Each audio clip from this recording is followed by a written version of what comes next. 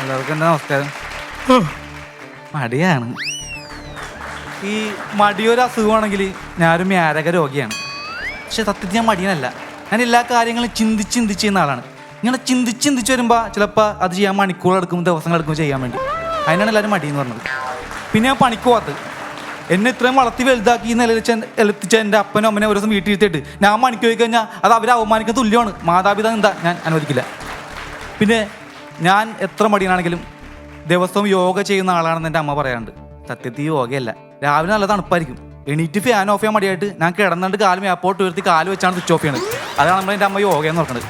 പിന്നെ വേറൊരു പ്രശ്നം വെച്ചാൽ ഞാൻ ടി വി കാണിക്കുമ്പോഴാണ് ടി വി ഓൺ ചെയ്ത് സോഫയിൽ ഇരുന്ന് കഴിയുമ്പോഴേക്കും റിമോട്ട് അവിടെ മാറിയായിരിക്കണം. ആ റിമോട്ട് എടുക്കാൻ മടിയായതുകൊണ്ട് ആ വന്ന ചാനലിനെ കണ്ടിരിക്കും.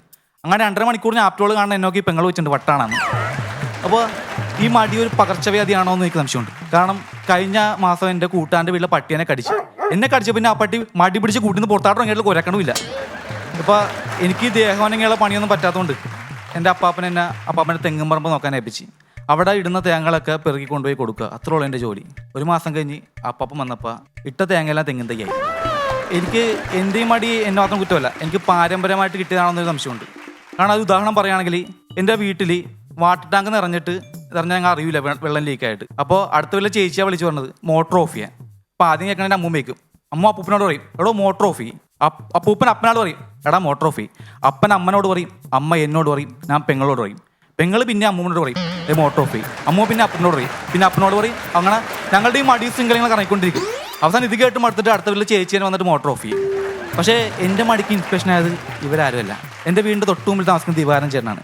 ഈ കേരളം കണി കണ്ടുകൊണ്ട നന്മ മിൽമയാണെങ്കിൽ ഞാൻ കണി കണ്ടുകൊണ്ട തിന്മ ഈ ദിവാരൻ ചേട്ടനാണ്. കാരണം പുള്ളിക്കാരൻ ഒരു പണിക്കും പോവില്ല. രാവിലെ മുതൽ വൈകുന്നേരം ഞാൻ വീണ്ടും മുമ്പിലെ കല്ലെങ്കിൽ ഒറ്റ ഇരിപ്പാൻ. ഈ ഗൂഗിൾ മാപ്പിൽ എൻ്റെ നാട് സെർച്ച് ചെയ്തിട്ട് അതിൻ്റെ സാറ്റലൈറ്റ് വ്യൂ നോക്കുകയാണെങ്കിൽ പുള്ളിനെ കാണാൻ പറ്റും. അത്രയും പോസ്റ്റാണ് അവിടെ. പക്ഷേ പുള്ളി ഇതുകൊണ്ട് വരുമാനം ഉണ്ടാക്കുന്നുണ്ട്. കാരണം ഈ നമ്മൾ വഴിയിലൂടെ ഓട്ടോയുടെ പോകുമ്പോൾ ഈ പോസ്റ്റിലൊക്കെ ഓരോ മൊബൈലിൻ്റെ അതിൻ്റെയൊക്കെ പരസ്യം കാണില്ലേ, അതുപോലെ ഓരോ മാസം ഓരോ കമ്പനിക്കാർ പുള്ളി കൈക്കൊണ്ട ഒരു ബോർഡ് കൊടുക്കും. അതിൽ നല്ല പോസ്റ്റ് അവർക്ക് പരസ്യം വരെ കിട്ടായില്ല. അപ്പോൾ ഞാനും അങ്ങനെ ഒരു വരുമാനം ഉണ്ടാക്കിയാലോ എന്ന് വെച്ച്. പക്ഷേ അപ്പം സമ്മതിക്കില്ല. സത്യം പറഞ്ഞാൽ എനിക്ക് ഈ മടി മാറ്റണമെന്ന് ആഗ്രഹമുണ്ട്. പക്ഷെ സാധിക്കണില്ല. ഈ കുടിയന്മാർ കുടിയിരുത്തുന്ന പോലെ എനിക്ക് സാധിക്കണില്ല. അപ്പോൾ ഞാൻ സൈക്കാട്രിസ്റ്റിനെ പോയി കണ്ട്. അപ്പോൾ എനിക്ക് അദ്ദേഹം കുറച്ച് ഗുളികൾ തന്നു മടി മാറാനുള്ള. പക്ഷേ ഗുളിക വാങ്ങിയിട്ട് ഞാൻ വീടിൻ്റെ മുകളിലത്തെ ഷെൽഫിൽ വെച്ച് അതിപ്പോൾ എടുക്കാൻ മടിയാകൊണ്ട് കഴിക്കാൻ പറ്റിയിട്ടില്ല. പക്ഷെ എൻ്റെ ഈ മടി മാറ്റാൻ ഈ ഗുളികയില്ലാണ്ട് തന്നെ എൻ്റെ മടി മാറ്റുന്ന ഒരു സംഭവം ഉണ്ട്. അതായത് ഞാനും എൻ്റെ കുടുംബവും കൂടി പെരുമ്പാവൂര് ഒരു കല്യാണം കൂടാൻ പോയി. അവിടെ വെച്ച് അവർക്ക് തന്നെ മിസ്സായിപ്പോയി. അവരെ കുറ്റം വിട്ട് കാര്യമില്ല. അവിടുത്തെ ബംഗാളികളുടെയും ബീഹാറുടെ ഇടയിലെ അതൊന്നും ഞാനെനിക്ക് മനസ്സിലായില്ല.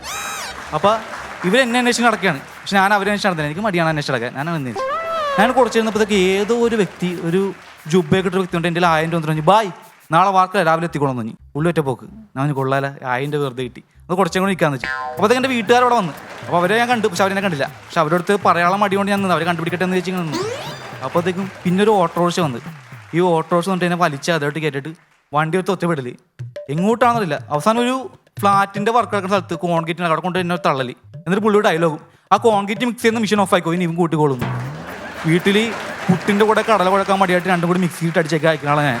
ആ എന്നെ കൊണ്ട് അവന്മാർ ഒരു ലോഡ് കോൺക്രീറ്റ് വെച്ച്.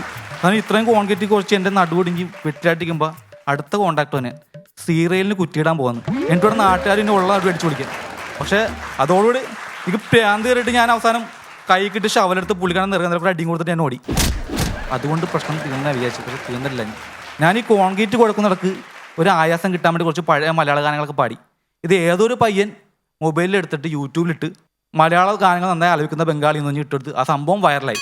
ഇപ്പോൾ പുറത്തോട്ടിറങ്ങി കഴിഞ്ഞാൽ പ്രശ്നമാണ്. ഓരോ യൂട്യൂബർമാരെ കൊണ്ട് ഈ പാട്ട് പാടിക്കണേന്. പക്ഷെ അതുകൊണ്ട് എൻ്റെ കുടുംബത്തിന് ഉപകാരം ഉണ്ടായി. കാരണം എൻ്റെ വീട്ടിൽ റേഷൻ കാർഡ് പുതുക്കാൻ വേണ്ടി എൻ്റെ അമ്മ 3 മാസമായി നടന്നില്ല.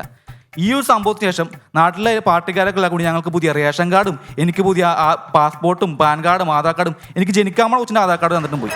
കാരണം അതിഥികൾ ഒരിക്കലും ബുദ്ധിമുട്ടുണ്ടാകാൻ പാടെന്ന് അവർ പറഞ്ഞത്. പിന്നെ വേറെ മിക്കവാറും എനിക്കൊരു ഗിന്നസ് റെക്കോർഡ് കിട്ടാൻ ചാൻസ് ഉണ്ട്. കാരണം എൻ്റെ അഭിപ്രായത്തിന് ആ ലോകത്തിലെ ഏറ്റവും വലിയ മടിയൻ ഞാനാണ്. അപ്പോൾ നിങ്ങളോർക്കും എന്നെക്കാളും വലിയ മടിയൻ ഇല്ലേന്ന്. അത് അന്വേഷിക്കാൻ എനിക്ക് മടിയാണ്.